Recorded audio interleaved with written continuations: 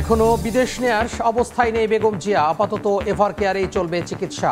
প্রস্তুত air ambulance. Medical board সিদ্ধান্ত দিলেই লন্ডন যাত্রা। অপপ্রচার চালাচ্ছে একটি গোষ্ঠী। সাইবার যুদ্ধে লড়তে না পারলে পরাজিত হতে হবে। বিএনপির দেশ গড়ার কর্মসূচির উদ্বোধনীতে মির্জা ফখরুল। ধর্মের নামে বিভাজন চেষ্টার অভিযোগ। সংসদ নির্বাচনের তফসিল, গণভোট নিয়ে ইসির বৈঠক। নির্ধারিত হতে পারে ঘোষণার তারিখ। ৯ এজেন্ডা নিয়ে কমিশনারদের আলোচনা। রায়ের বাজার থেকে তোলা হচ্ছে ১১৪ জুলাই শহীদের মরদেহ। পরিচয় শনাক্তের পর পুনরায় দাফন।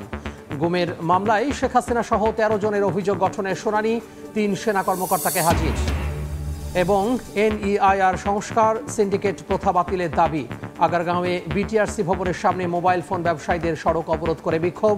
যান চলাচল বন্ধ।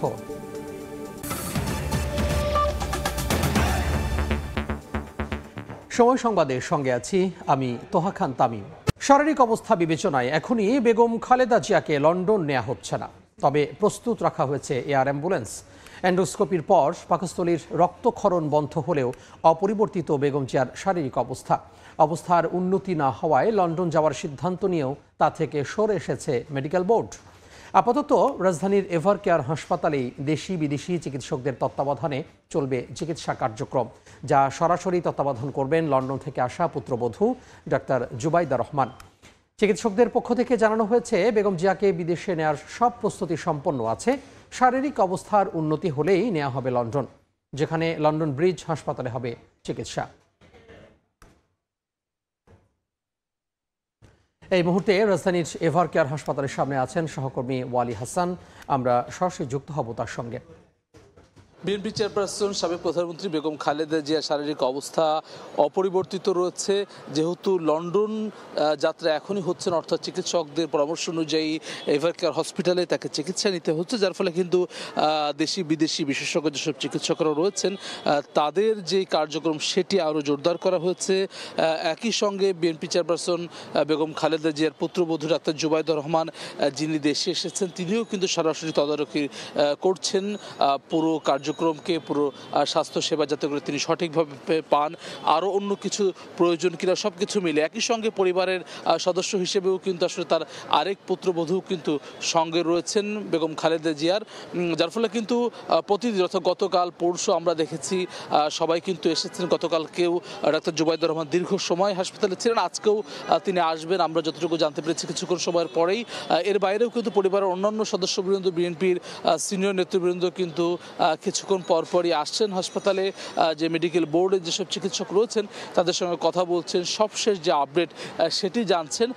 ডাক্তার এজেডএম জাহিদ হোসেন, বেগম খালেদা জিয়ার ব্যক্তিগত চিকিৎসক, তিনিও কিন্তু জানিয়েছেন যে সার্বক্ষণিক যে আপডেট আছে সেটি কিন্তু পরিবার এবং দলের শীর্ষ নেতৃবৃন্দের কাছে কিন্তু সেটি জানানো হয়েছে।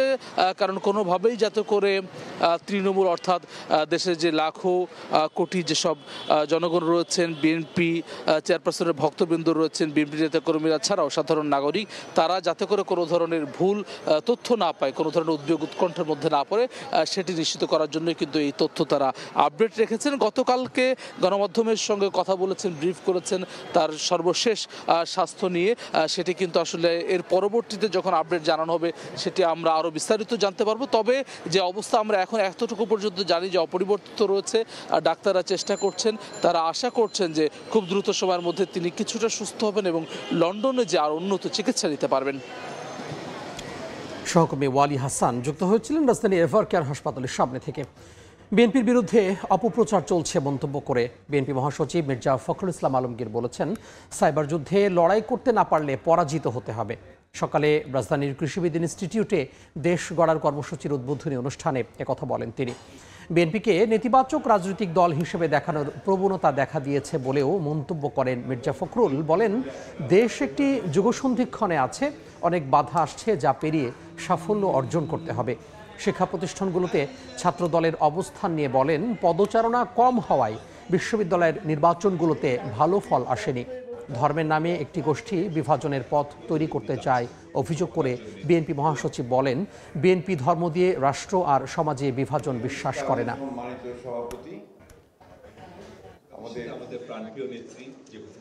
আজকে আমাদের বিরুদ্ধে বিভিন্ন রকম চক্রান্ত হয়, প্রচারণা চলে, অপপ্রচার চলে। সবচেয়ে বড় হচ্ছে একটা অপপ্রচার চলছে। এই অপপ্রচারের বিরুদ্ধে কিন্তু আমাদেরকে কাজ করতে হবে। একটা গোষ্ঠী, একটা মহল ধর্মের নামে বাংলাদেশে একটা বিভাজনের পথ সৃষ্টি করতে চায়। ফ্যাসিস্ট আওয়ামী লীগ সরকার এই 15 বছরে তার দুঃশাসনের মধ্যে দিয়ে সমস্ত প্রতিষ্ঠানগুলোকে ধ্বংস করে দিয়ে গেছে। এই প্রতিষ্ঠানগুলোকে আবার নতুন করে গড়ে তোলা, দেশকে গড়ে তোলা, এই চিন্তায় আমাদের নেতা যারা তারেক রহমানকে আলোড়িত করেছে। জাতীয় সংসদ নির্বাচন ও গণভোটের তফসিল সহ নানা বিষয় নিয়ে আলোচনা পর্যালোচনায় বৈঠকে বসেছে নির্বাচন কমিশন। সকাল 10:30টায় আগারগাঁওয়ে কমিশন ভবনে সিএসি AMM নাসির উদ্দিনের সভাপতিত্বে বৈঠক শুরু হয়। বৈঠকে ভোট গ্রহণের সময় বাড়ানো, মনোনয়নপত্র জমা, বাছাই, প্রত্যাহারের শেষ সময় ও ভোটের তারিখ নিয়ে আলোচনার কথা রয়েছে। এছাড়া প্রস্তুতির সার্বিক অগ্রগতির পাশাপাশি পোস্টাল ভোটিংয়ে ব্যালট পেপার আনা নেওয়ার সময়ও চূড়ান্ত হবে। প্রথা অনুযায়ী তফসিলের আগে নির্বাচনের সার্বিক বিষয়ে অবহিত করতে 10 ডিসেম্বর বঙ্গভবনের রাষ্ট্রপতির সঙ্গে দেখা করতে যাবে কমিশন। এরপরই যে কোনো সময় তফসিল ঘোষণা করবেন সিইসি। এই মুহূর্তে আগারগাঁও নির্বাচন ভবনে আছেন সহকর্মী কাউসারা চৌধুরী কমু। আমরা সরাসরি যুক্ত হব তার সঙ্গে। 1.5 ঘন্টা অতিবাহিত হয়েছে। বৈঠক চলছে নির্বাচন কমিশনে। প্রধান নির্বাচন কমিশনার AMM নাসির উদ্দিনের সভাপতিত্বে বৈঠকটি হচ্ছে। 4 কমিশনার, সচিব সহ ঊর্ধ্বতন কর্মকর্তারা রয়েছেন। আজকে নির্ধারণ হবে ত্রয়োদশ জাতীয় সংসদ নির্বাচনের তফসিল কবে নাগাদ দিবেন এবং ভোটের বেশ কয়েকটি তারিখও নির্ধারণ করবে কমিশন। তারপরেই আসলে মূলত যাবে রাষ্ট্রপতির কাছে বঙ্গভবনে তারিখগুলো জানানোর জন্য। সুবিধা মতো নির্বাচন কমিশনের এবং রাষ্ট্রপতির সাথে সমঝোতার মধ্য দিয়েই ভোটের তারিখও নির্ধারণ হবে। চলছে ভোটের আগে এবং ভোটের তফসিলের আগের কিছু প্রস্তুতি থাকে, সেগুলো নিয়েও আলোচনা চলছে। তফসিলের পরে কি ধরনের পরিবেশ পরিস্থিতি আসবে সেগুলো নিয়েও আলোচনা চলছে বৈঠকে। আমরা যতটুকু জেনেছি যে গত 29 নভেম্বর মক ভোটিং এর আয়োজন করেছিল নির্বাচন কমিশন এবং মক ভোটিং এর মধ্য থেকেই তারা কিছু সুপারিশ পেয়েছে নির্বাচন কমিশন যে যেহেতু দুটো ভোট একসাথে, জাতীয় নির্বাচন এবং গণভোট, সেক্ষেত্রে ভোটের সময় নির্ধারণের বিষয়, ভোট কেন্দ্র, ভোট কেন্দ্রের সংখ্যা সবকিছুই আসলে বাড়ানো কমানোর একটা সিদ্ধান্ত আজকে কমিশন নেবে এবং সেটি চূড়ান্তভাবে সিদ্ধান্ত হবে। কারণ জানেন যে যেহেতু এবারে নির্বাচনে প্রবাসী ভোটারদের যুক্ত করতে পেরেছে নির্বাচন কমিশন কিছুটা আধুনিক প্রযুক্তির মাধ্যমে, তাদেরও নিবন্ধন কার্যক্রম চলছে। আমরা দেখেছি ইতিমধ্যে প্রায় 2.5 লাখ প্রবাসী ভোটার নিবন্ধন সম্পন্ন করেছে ভোট দেওয়ার জন্য পৃথিবীর বিভিন্ন দেশ থেকে। সবকিছুই চূড়ান্ত হবে। তারা বলছে যে ভোট কেন্দ্রের নিরাপত্তা থেকে শুরু করে সবকিছুই চলছে। আমাদের অপেক্ষা করতে হবে বৈঠক শেষে আসলে কমিশনের কি কি সিদ্ধান্ত তারা চূড়ান্ত করেছে এবং কবে নাগাদ তফসিল দিবে সেই বিষয়টি হয়তো নিশ্চিত হওয়া যাবে। আমার কাছে এই ছিল এখানকার সবশেষ তথ্য। সরাসরি যুক্ত হয়েছিলাম নির্বাচন কমিশন ভবন থেকে। সময় সংবাদে আরও থাকছে। রংপুরের তারাগঞ্জে নিজ বাসায় মুক্তিযোদ্ধা যোগেশ চন্দ্র ও তার স্ত্রীর লাশ উদ্ধার। ধারালো অস্ত্রের আঘাতে হত্যা, ঘটনার তদন্তে পুলিশ। বাজার থেকে তোলা হচ্ছে 114 জুলাই শহীদের মরদেহ। পরিচয় শনাক্তের পর দাফন করা হবে আবারও। সকালে অজ্ঞাত পরিচয় শহীদদের মরদেহ উত্তোলনের কার্যক্রম শুরু করে সিআইডি। শনাক্তের কার্যক্রমে সহায়তা করছেন আর্জেন্টাইন ফরেন্সিক বিশেষজ্ঞ ডক্টর লুইস ফান্ডিব্রিডার।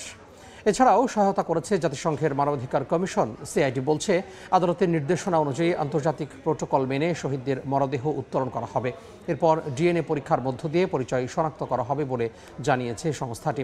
প্রাথমিকভাবে 114 জনের মরদেহ উত্তোলনের কথা থাকলেও প্রকৃত সংখ্যা উত্তোলনের পর জানা যাবে।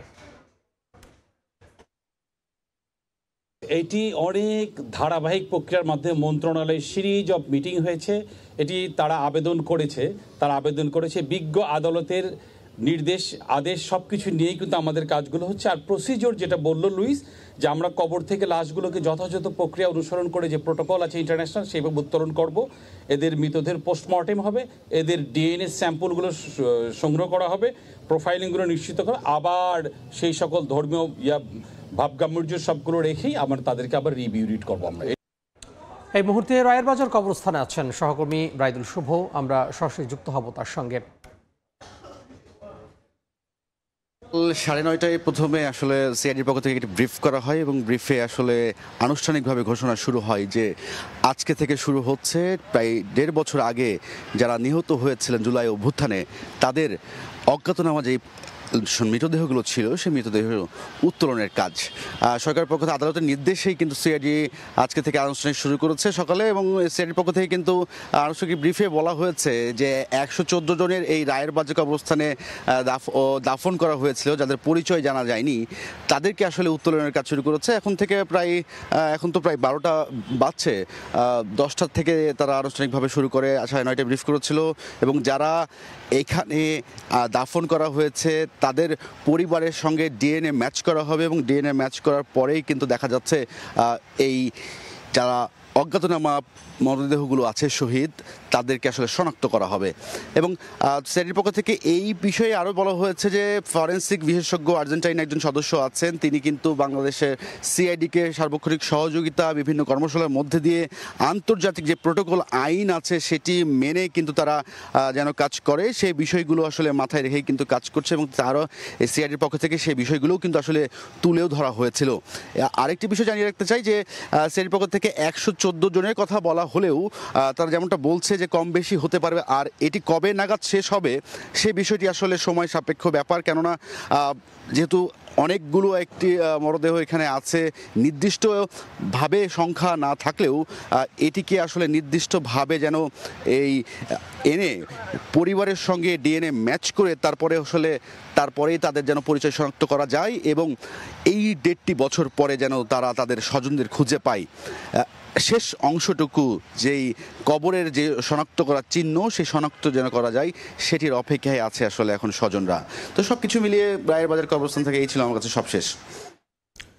যুক্ত হয়েছিলাম রায়ের বাজার কবরস্থান থেকে আওয়ামী লীগের শাসনামলে গুম নির্যাতনের মামলায় শেখ হাসিনা ও তার নিরাপত্তা উপদেষ্টা তারিক আহমেদ সিদ্দিক সহ 13 জনের বিরুদ্ধে অভিযোগ গঠনের শুনানি আজ আন্তর্জাতিক অপরাধ ট্রাইব্যুনাল 1-এ শুনানি হবে 13 আসামির মধ্যে ডিজিএফআইয়ের সাবেক 3 পরিচালক major general Sheikh Mohammad Sarwar Hossain brigadier general Mohammad Mahbubur Rahman Siddiqui ও ব্রিগেডিয়ার জেনারেল আহমেদ তানভীর মাজহার সিদ্দিকী এখন সেনা হেফাজতে আছেন তাদের আজ আনা হবে ট্রাইব্যুনালে আসামিদের মধ্যে আরও আছেন ডিজিএফআইয়ের সাবেক 5 মহাপরিচালক এদিকে ট্রাইব্যুনাল 2-এ জুলাই গণঅভ্যুত্থানে কুষ্টিয়ায় 6 জনকে হত্যার ঘটনায় জাসদ সভাপতি হাসানুল হক ইনুর বিরুদ্ধে তৃতীয় দিনের সাক্ষ্য গ্রহণ আজ এর মধ্যে ইনু ও সালমান এফ রহমানকে ট্রাইব্যুনালে হাজির করা হয়েছে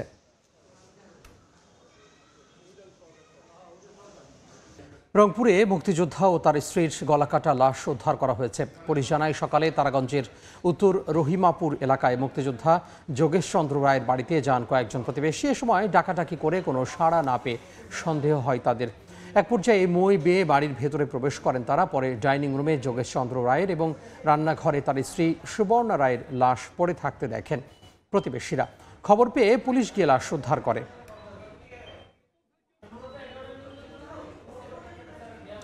বিস্তারিত জানাতে রংপুর থেকে যোগ দিচ্ছেন রিপোর্টার আব্দুর রশিদ জীবন আমরা সরাসরি যুক্ত হব তার সঙ্গে রংপুরের তারাগঞ্জ উপজেলার খুরশা ইউনিয়নে মুক্তিযোদ্ধা এবং তার স্ত্রীকে হত্যা করা হয়েছে এবং ঘটনাটি ঘটেছে আজকে ভোরবেলায় এবং স্থানীয়রা যেটি বলছেন যে সকাল 7টার পরেই আসলে এই মুক্তিযোদ্ধা দম্পতিকে তারা আসলে বারবার ডাকছিলেন বাড়ির বাহির থেকে ছাড়া না দেবার পরেই তারা কিন্তু আসলে এই বাড়ির ভিতরের গেট পেরিয়ে আসলে তারা প্রবেশ করেন এবং তারপরে যেটি দেখতে পারেন যে দুই দম্পতির আসলে মরদেহ তারা দেখতে পারেন এবং দুইজনেরই আসলে রক্তাক্ত মরদেহ তারা দেখতে পারেন এবং স্থানীয়রা যেটি বলছে যে এই যে মুক্তিযোদ্ধা দম্পতি তারা কিন্তু আসলে প্রতিদিনই সকাল সকাল বের হন প্রাত রাশে তারা আসলে হাঁটতে বের হন আজকে আসলে তেমনটি ঘটেনি যে কারণে তাদের আসলে সন্দেহ হয় সেই সন্দেহের পরেই কিন্তু তারা আসলে এই বাড়িতে প্রবেশ করে তারা দেখেন যে মুক্তিযোদ্ধা দম্পতি একদম রক্তাক্ত অবস্থায় পড়ে আছেন এবং আমরা এখন পর্যন্ত যেটি দেখছি যে র্যাবের একটি টিম এসেছে পুলিশের টিম এসেছে ক্রাইম সিনের টিম এসেছে এবং তারা যেটি বলছে যে এখন পর্যন্ত ঘটনার যে আসল রহস্য সেটি আসলে তারা বলতে পারছেন না এবং তারা বলছেন যে এই দুই যে মরদেহ রয়েছে সেটি আসলে ময়নাতদন্তের পরেই আসলে বোঝা যাবে আসলে ঘটনা কি ঘটেছিল, এবং একই সাথে সঠিক তদন্ত করে আসলে তারা বলছেন যে তদন্ত চলছে। এবং আমরা যেটি দেখছি যে পুলিশ, র্যাব, ডিবি সহ প্রশাসনের সকল স্তরের সদস্যরা এখানে এসেছেন, এবং স্থানীয়রা যেটি বলছিলেন যে আজকে ঠিক সকাল 7:30টার দিকে তারা যখন আসলে এই যে স্থানীয়দের যখন আসলে শুনছিলেন না, বারবার ডাকবার পরেও যখন শুনছিলেন না, তখন আসলে তারা এই বাড়ির ভিতরে ঢোকেন। এবং বলে রাখি, এই যে মুক্তিযোদ্ধা তার নাম আসলে যোগেশ চন্দ্র রায়, এবং তার যে স্ত্রী তিনি হচ্ছেন আসলে সুবর্ণা রায়। এবং এই যোগেশ চন্দ্র রায় তিনি আসলে একজন স্কুল শিক্ষক ছিলেন, স্থানীয় একটি সরকারি প্রাথমিক বিদ্যালয়ের প্রধান শিক্ষক ছিলেন, এবং 2017 সালে তিনি আসলে অবসরে যান। তারপর থেকে তিনি আসলে এই বাড়িতে থাকতেন। তাদের 2 সন্তান রয়েছে এবং 2 ছেলেই কিন্তু তাদের আসলে পুলিশে কর্মরত রয়েছেন। একজন আসলে জয়পুরহাটে রয়েছেন এবং একজন ঢাকাতে কর্মরত রয়েছেন। এবং স্থানীয়রা যেটি বলছেন, যারা মুক্তিযোদ্ধা কমান্ডার রয়েছেন, মুক্তিযোদ্ধা তারা কিন্তু এখানে এসেছেন এবং তারা কিন্তু বারবার বলছেন এই যে বীর মুক্তিযোদ্ধাকে হত্যা এবং তার স্ত্রীকে হত্যা, এটি তারা আসলে দৃষ্টান্তমূলক শাস্তি চেয়েছেন। তো সব মিলিয়ে এই ছিল রংপুরের তারাগঞ্জ থেকে সবশেষ। যুক্ত হয়েছিলাম রংপুরের তারাগঞ্জ থেকে। যশোরে দুর্বৃত্তের ছুরিকাঘাতে এক যুবকের মৃত্যু হয়েছে। হত্যাকাণ্ডের কারণ জানতে তদন্ত চলছে বলে জানিয়েছে পুলিশ। শনিবার রাতে শহরের বেজপাড়া তালতলা এলাকায় রাস্তার পাশে তানভীর নামে ওই যুবককে গুরুতর আহত অবস্থায় পড়ে থাকতে দেখেন স্থানীয়রা। তাৎক্ষণিকভাবে তাকে উদ্ধার করে জেনারেল হাসপাতালে নিলে চিকিৎসক মৃত ঘোষণা করেন। খবর পেয়ে পুলিশ হাসপাতালে গিয়ে পরিদর্শন করে। নরসিংদীতে স্পিনিং মিলে লাগা আগুন ফায়ার সার্ভিসের 2 ঘন্টার চেষ্টায় নিয়ন্ত্রণে এসেছে। শনিবার রাতে শিলমান্দিতে NR নামের ওই স্পিনিং মিলে আগুন লাগে, মুহূর্তেই ছড়িয়ে পড়ে তা চারপাশে। ফায়ার সার্ভিস জানায়, খবর পেয়ে মাধবদী ফায়ার সার্ভিসের 2টি ইউনিট ঘটনাস্থলে গিয়ে আগুন নেভানোর কাজ শুরু করে। পরে নরসিংদী থেকে আরও 2 ইউনিট যুক্ত হয়। 4টি ইউনিটের প্রায় 2 ঘন্টার চেষ্টায় আগুন নিয়ন্ত্রণে আসে। তবে আগুনের সূত্রপাত কিংবা ক্ষয়ক্ষতির পরিমাণ জানা যায়নি বলে জানায় ফায়ার সার্ভিস। তবে তুলা সুতা পুড়ে বড় ক্ষয়ক্ষতি আশঙ্কা মিল মালিকের।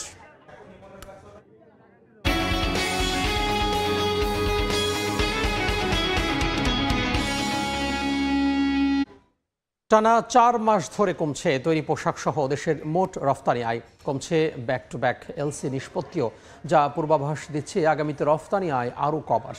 এর কারণ হিসেবে উদ্যোক্তাদের দাবি, পোশাকের বেসিক আইটেমের দাম কমিয়ে ইউরোপের বাজার দখলে নিচ্ছে ভারত ও চীন। রয়েছে বাড়তি মার্কিন শুল্ক উৎপাদনের ঘাড়ে চাপিয়ে দেওয়ার প্রচেষ্টাও। এ অবস্থায় ক্রয়াদেশ বাড়াতে জাতীয় নির্বাচন ঘিরে রাজনৈতিক অনিশ্চয়তা দূর করার তাগিদ দিচ্ছেন অর্থনীতিবিদরা। MS আরিফিনের report. রফতানির জন্য দরকারি পণ্য আমদানিতে ব্যাক টু ব্যাক এলসি খোলা এবার গেল জুলাই থেকে অক্টোবর পর্যন্ত গত বছরের একই সময়ের তুলনায় কমেছে 13.81%। আর এ সময়ে নিষ্পত্তি কমেছে 1.87%। এ সময়ে মূলধনী যন্ত্রপাতি ও মধ্যবর্তী পণ্য আমদানিতে এলসি খোলা বাড়লেও বড় ব্যবধানে কমেছে নিষ্পত্তি। আমদানিতে এমন বেহাল দশার প্রতিফলন ঘটেছে তৈরি পোশাক শিল্পের রপ্তানি আয়েও। রপ্তানি উন্নয়ন ব্যুরো EPBর মাসিক প্রতিবেদনের তথ্য, বছর ব্যবধানে রপ্তানি আয় কমার ধারাবাহিকতা ধরে রেখে নভেম্বরে এ খাতের আয় এসেছে $314.09 কোটি। গেল বছরের একই সময়ের তুলনায় 5% কম। ওয়ার্ল্ডের বিভিন্ন ধরনের রুলস রেগুলেশন আসার কারণে আমাদের বায়াররা কিন্তু প্যানিক। তারাও জানে না যে কোন রুলটা তার প্রতি কীরকম ইমপ্লিমেন্টেশন হবে। ইনফ্লেশন হাই রেট চলতেছে, সেজন্য তারা অর্ডারও আমাদেরকে কম দিয়েছে তাদের ইনভেন্টরি কমানোর জন্য। তৈরি পোশাক রপ্তানিতে মন্দার ধাক্কা লেগেছে মোট রপ্তানি আয়েও। বছর ব্যবধানে 5.5% বেশি কমে গেল নভেম্বরে মোট রপ্তানি আয় এসেছে $389.16 কোটি। তবে জুলাই প্রবৃদ্ধির প্রভাবে 5 মাসের যোগফলে রপ্তানি আয় বেড়েছে 0.62%। বাংলাদেশের উপর যে 20% ট্যারিফ ধার্য করা হয়েছে, সেটার একটা পার্ট আমাদের উপর চাপিয়ে দেওয়ার জন্য তারা চেষ্টা করতেছে, যেটা আমরা মনে করি আনইথিক্যাল এবং আমাদের পক্ষে কোনোভাবেই সেটা পে করা সম্ভব না। ভারত এবং চায়না ট্যারিফের কারণে তারা যদি এই আমেরিকাতে তারা একটু প্রেশারে পড়লো, তারা কিন্তু ইউরোপে ঝুঁকে পড়ছে। ইউরোপে গিয়ে আমাদের যে মার্কেট ছিল সেই মার্কেটে তারা কিন্তু অলমোস্ট দখল করে নেওয়ার কাছাকাছি চলে গেছে এবং তারা কিন্তু সেখানে আমাদের থেকে কম প্রাইজে মার্কেট অর্ডার নিয়ে নিচ্ছে। পোশাক শিল্পের পতনের মধ্যেও এগিয়ে চলছে চামড়া খাত। নভেম্বরে চামড়া ও চামড়াজাত পণ্যের রপ্তানি আয় এসেছে $9.8 কোটি, যা গেল বছরের একই সময়ের চেয়ে 5.14% বেশি। আগামীতে এই পণ্যগুলো সহ আমাদের উদীয়মান অন্য খাতগুলোতে আমাদের আরও বেশি বিলিয়ন ডলারের পণ্য রপ্তানির সুযোগ সৃষ্টি করা দরকার। অর্থনীতিবিদরা বলছেন, যুক্তরাষ্ট্রের বাড়তি শুল্ক শতাংশের হিসাবে সুবিধাজনক হলেও বাস্তবতার নিরিখে অসুবিধায় ফেলেছে বাংলাদেশকে। শুল্কের ভারে চাপ বেড়েছে ইউরোপের বাজারেও। এই অবস্থায় রাজনীতিকরা সহ নীতি নির্ধারকদের উদ্যোগী হওয়ার পরামর্শ তাদের। এক্সপোর্টের যে অর্ডার সেটা কিন্তু ইমেজের উপর ডিপেন্ড করে। আমাদের কিন্তু এই যে ক্রেডিট রেটিং সেটা কিন্তু বাড়েনি। 20% শুল্ক হলে এবং তার জন্য অনেক বড় বড় ত্যাগ স্বীকার করলাম আমরা মার্কিন যুক্তরাষ্ট্রের সঙ্গে বিভিন্ন রকম চুক্তিও করলাম। তো এরপরে যদি আমরা ফল না পাই সেটা, তো তাইলে এখন এটা আমাদের তো নতুন করে একটা কৌশল নির্ধারণ করতে হবে এবং সেটার জন্য আমি মনে করি যে আসলে মূল দায়িত্ব এখন রাজনীতিবিদদের এবং যারা আসলে নির্বাচনে অংশগ্রহণ করে সরকার গঠন করতে চান, তো তাদের পরিষ্কার করে আসলে এখানে কর্মপরিকল্পনা তৈরি করা দরকার। রপ্তানি বাজারে বড় ধরনের পতনের মুখে পড়েছে পাট ও পাটজাত পণ্য, আশা জাগানো হোম টেক্সটাইল ও বাইসাইকেলের রপ্তানি আয়। MS আরিফিন, সময় সংবাদ, Dhaka. National equipment identity register NEIR সংস্কার সহ বেশ কয়েকটি দাবিতে বিটিআরসির ভবনের সামনে অবস্থান নিয়েছেন মোবাইল ফোন ব্যবসায়ীরা। সকাল থেকে বাংলাদেশ মোবাইল বিজনেস কমিউনিটির ব্যানারে বিটিআরসি ভবনের সামনে জড়ো হন তারা। ব্যবসায়ীদের মূল দাবিগুলোর মধ্যে রয়েছে NIR সংস্কার, সিন্ডিকেট প্রথা বাতিল এবং মোবাইল ফোন আমদানির সুযোগ উন্মুক্ত করা। তাদের অভিযোগ, NIR বাস্তবায়ন হলে লাখ লাখ ব্যবসায়ী ক্ষতিগ্রস্ত হবেন। নতুন এই নিয়মের ফলে বিশেষ একটি গোষ্ঠী লাভবান হবে বলেও অভিযোগ করেন কেউ কেউ। বিটিআরসি আগামী 16 ডিসেম্বর থেকে NIR বাস্তবায়নের উদ্যোগ নিয়েছে। এর মাধ্যমে প্রত্যেকটি মোবাইল ফোনকে নিবন্ধনের আওতায় আনা হবে।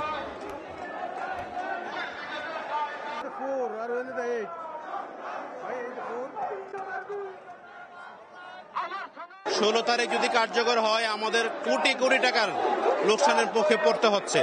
সো আমরা চাই বাংলাদেশের যে বর্তমানে যে আইনটা আসতেছে সেটার সংস্কার চাই। আমাদের সাথে কোনো আলোচনা বৈঠকে বসে নাই। এখন আমাদের দাবি হচ্ছে আমাদের সাথে বসুক, আলোচনা করুক, একটা সুন্দর সমাধান আমরা চাচ্ছি। আজকে যে কর্মসূচি এইটা কন্টিনিউ চলবে যতক্ষণ পর্যন্ত আমরা এখান থেকে কোনো সুরাহা না পাবো। আমাদের প্রপোজ হলো 15%, আর লোকাল এনওসি যে বিষয়টা এটা সহজকরণ করবে। ব্র্যান্ড অথরাইজেশনের কোনো প্রয়োজন নেই ইম্পোর্টের ক্ষেত্রে। তারপর আমাদের স্টক যেটা আছে অলরেডি এক্সিস্টিং এটার একটা বিক্রয়ের ব্যবস্থা করবে। কক্সবাজারের বাঁকখালী নদীর তীরবর্তী এলাকায় অবৈধ স্থাপনা উচ্ছেদে দখলদারদের বাধা। এ অবস্থায় মুখোমুখি অবস্থান দুপক্ষ। এই মুহূর্তে কাস্তরঘাট এলাকায় আছেন রিপোর্টার সুজাউদ্দিন রুবেল। আমরা সরাসরি যুক্ত হব তার সঙ্গে। রুবেল, কক্সবাজারের যে বাঁকখালী নদী রয়েছে সেখানে আসলে বিকট বেশ কিছু শব্দ হয়েছে, কারণ এই যে বাঁকখালী নদীর 63 একর জমি যেগুলো উদ্ধার করা হয়েছিল 1 সেপ্টেম্বর থেকে 5 সেপ্টেম্বর পর্যন্ত, সেই জায়গায় BIWT এর একজন নির্বাহী ম্যাজিস্ট্রেট সহ পুলিশ প্রশাসনের বেশ লোকজন এসেছিল এবং তারা আসার সঙ্গে সঙ্গে এখানে বিক্ষোভ শুরু হয়েছে। এখন পর্যন্ত আগুন জ্বলছে এবং মানুষও অবস্থান নিয়েছে। তারা বিক্ষোভ চলছে। আপনারা 12টায় দেখেছি বিপুল সংখ্যক পুলিশ, র্যাব, BIWT এর কর্মকর্তারা বাঁকখালী নদীতে এসেছিল কাজ করার জন্য, কিন্তু তখনই তুমুল বাকবিতণ্ডা শুরু হয় এবং এক পর্যায়ে ঠিক 2 মিনিট আগে এখানকার যারা বিক্ষোভ করেছেন তাদের সঙ্গে না পেরে অবশেষে পিছু হটেছে প্রশাসন। আমরা সেই জিনিসটি দেখেছি। তবে এই যে পরিস্থিতি চলছে এটি সকাল 8টা থেকে চলছে। তবে গত 3 দিন ধরে আন্দোলন চলমান রয়েছে। এখানে অনেকের ছবি পুড়িয়ে আন্দোলন করা হচ্ছে। এখন পর্যন্ত যারা এখানকার স্থানীয় বাসিন্দা রয়েছে, বাঁকখালী নদীর যাদের জমি উচ্ছেদ করা হয়েছে, বাড়ি ঘর উচ্ছেদ করা হয়েছে, তারা কিন্তু আন্দোলন করছে এবং অবস্থান করছে। আমরা এখানে বিকট শব্দের আসলে আওয়াজ শুনেছি। যখন পুলিশ বা আইন শৃঙ্খলা বাহিনী বা অন্যান্য প্রশাসনের যে লোকজনগুলো এসেছিল ঠিক ওই সময় কিন্তু উত্তেজনাটা বেড়ে যায়। এখন পর্যন্ত পিছু হটেছে প্রশাসন। তবে অবস্থান এখনো যে যাদের ঘরবাড়ি বা এলাকার স্থানীয় বাসিন্দা রয়েছে তারা কিন্তু এখনো পর্যন্ত বাঁকখালী নদীর যে কস্তুরাঘাট অংশে তারা অবস্থান নিয়েছে।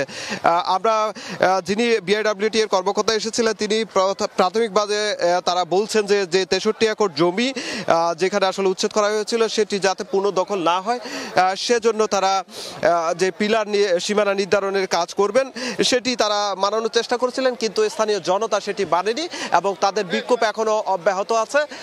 তবে পরিস্থিতির নিয়ন্ত্রণে আসলে এখনো পর্যন্ত আমরা কিছুই দেখতে পাচ্ছি না। এখানে আগুনের টায়ার জ্বালিয়ে আগুন দেওয়া হয়েছে, সেটি জ্বলছে, মানুষজন বিক্ষোভ করছে। তো এই ছিল আমার কাছে সবচেয়ে। সহকর্মী সুজাউদ্দিন রুবেল যুক্ত হয়েছিলেন কক্সবাজারের বাঁকখালী থেকে। দেখছেন সময় সংবাদ, সঙ্গেই থাকুন। তাই অভিযান চালাচ্ছে রাজুক। এই মুহূর্তে সেখানে আছেন সহকর্মী আবু সাইদ নিশান। আমরা সরাসরি যুক্ত হব তার সঙ্গে।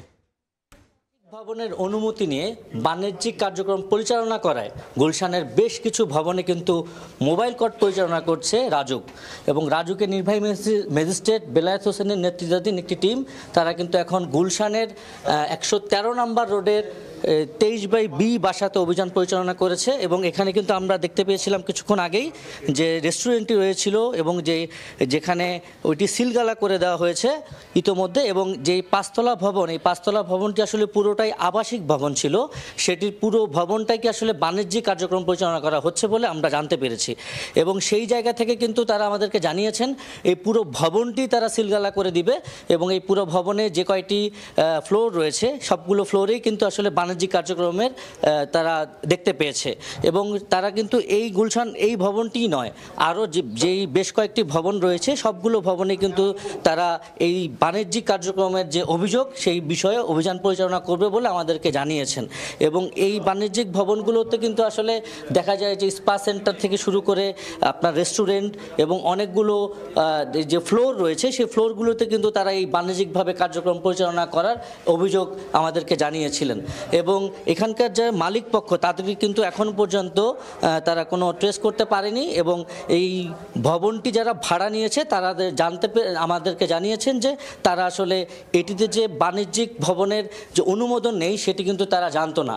এবং আমরা এই ভবনটাতে যেটা দেখতে পেরেছি যে এখানে কিন্তু বেশ কিছু মানুষ তারা কিন্তু অবস্থান নিচ্ছেন, এবং এই সিলগালা করে দেওয়ার পর তাদের আসলে কি পরিস্থিতি তৈরি হবে সেটি কিন্তু এখন একটি দেখার বিষয়।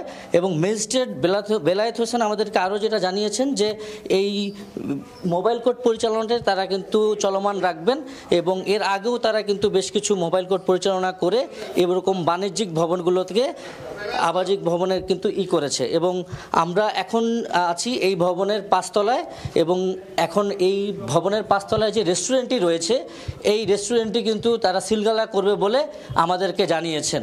এই ছিল গুলশান থেকে আমার কাছে সর্বশেষ সংবাদ। গুলশানে অভিযান চালাচ্ছে রাজধানী উন্নয়ন কর্তৃপক্ষ রাজুক। সেখান থেকে আমরা সরাসরি যুক্ত হয়েছিলাম। দেখছেন সময় সংবাদ, সঙ্গে থাকুন। দেখছেন সময় সংবাদ। আত্মীয়র মরদেহ দেখতে গিয়ে সড়কে প্রাণ গেল 2 ভাই সহ 3 মোটরসাইকেল আরোহীর। ফরিদপুরের ভাঙায় ঘটে এই দুর্ঘটনা। শনিবার রাতে আত্মীয়ের মরদেহ দেখতে যান ঢাকা থেকে মোটরসাইকেলে কুষ্টিয়া যাচ্ছিলেন 3 যুবক। পথে ফরিদপুরের ভাঙায় পৌঁছালে তাদের চাপা দেয় একটি গাড়ি। এতে ঘটনাস্থলে 2 ভাই সুমন ও ইমন মারা যান। আহত অবস্থায় আরেক আরোহী আশিককে উদ্ধার করে হাসপাতালে নিলে চিকিৎসক তাকেও মৃত ঘোষণা করেন। নিহতরা কুষ্টিয়ার কুমারখালী উপজেলার বাসিন্দা ছিলেন।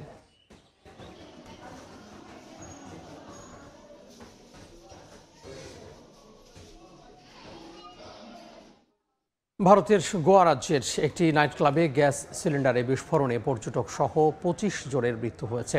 দগ্ধ হয়েছেন আরও অন্তত 50 জন। পুলিশ ও স্থানীয় গণমাধ্যম জানায় রোববার স্থানীয় সময় রাতে আরপোরা এলাকার একটি ক্লাবে গ্যাস সিলিন্ডার বিস্ফোরণের পর মুহূর্তে আগুন ছড়িয়ে পড়ে। ধোঁয়ায় দম বন্ধ হয়ে অধিকাংশের মৃত্যু হয়, আর 3 জন দগ্ধ হয়ে মারা যান। উদ্ধারকর্মীরা দ্রুত আহতদের হাসপাতালে নেন। ভবন থেকে সব মরদেহ উদ্ধার করা হয়েছে। ঘটনাস্থল পরিদর্শন করে তদন্তের নির্দেশ দিয়েছেন রাজ্যের মুখ্যমন্ত্রী প্রমোদ সাওয়ান্ত। কর্তৃপক্ষ জানিয়েছে আগুন এখন নিয়ন্ত্রণে, তবে কিভাবে সিলিন্ডার বিস্ফোরণ ঘটল তা খতিয়ে দেখা হচ্ছে।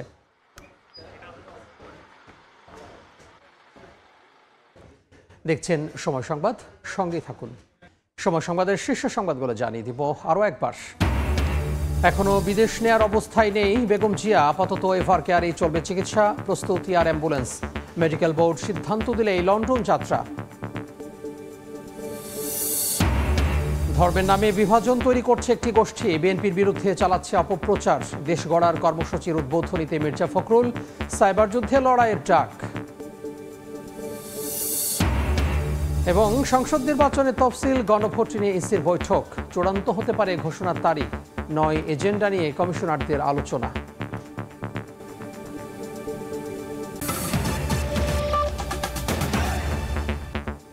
এই ছিল দুপুর 12টার সময় সংবাদে। এরপর খেলার সময় নিয়ে সঙ্গে থাকবেন সহকর্মী সাজিদ মুস্তাহিদ। ধন্যবাদ তামিম। খেলার সময় নিয়ে আসছি কিছুক্ষণ পর, সঙ্গেই থাকুন সময়ের।